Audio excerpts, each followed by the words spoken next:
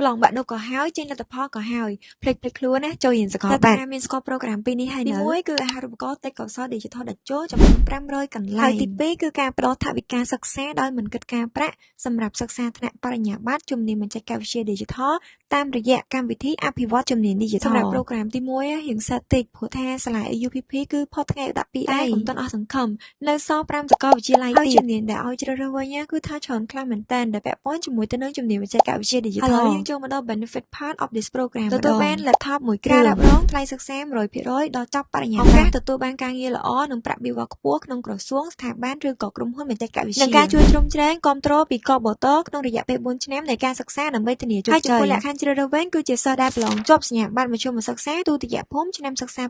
2025មាននិទ្ទេសរួម A B ឬក៏ C ឆ្លងកាត់ការប្រឡងប្រជែងលើវិញ្ញាសាគណិតវិទ្យាតក្កវិទ្យានិងភាសាអង់គ្លេសព្រមទាំងការសម្ភាសន៍ផ្ទាល់មាត់ហើយសិស្សដែលមានជីវភាពក្រីក្រមកពីតំបន់ដាច់ស្រយាលជនមានពិការភាពនិងសិស្សនារីគឺត្រូវបានលើកទឹកចិត្តជាបងប្អូនចាប់អារម្មណ៍ជាមួយទៅនឹងប្រូក្រាមមួយនេះហើយចង់ដាក់ពាក្យកុំភ្លេចសេវ QR នេះទុកឬក៏ចូលទៅកាន់ page ក្រសួងប្រៃសណីនិងទូរគមនាគមន៍មើលព័ត៌មានលម្អិតហ្មងក៏បានដែរចំពោះថ្ងៃផុតកំណត់វិញគឺនៅថ្ងៃទី22ខែតុលាឆ្នាំ2025ហើយចំពោះប្រូក្រាមទី2វិញចាំមើល part 2ទាំងអស់គ្នា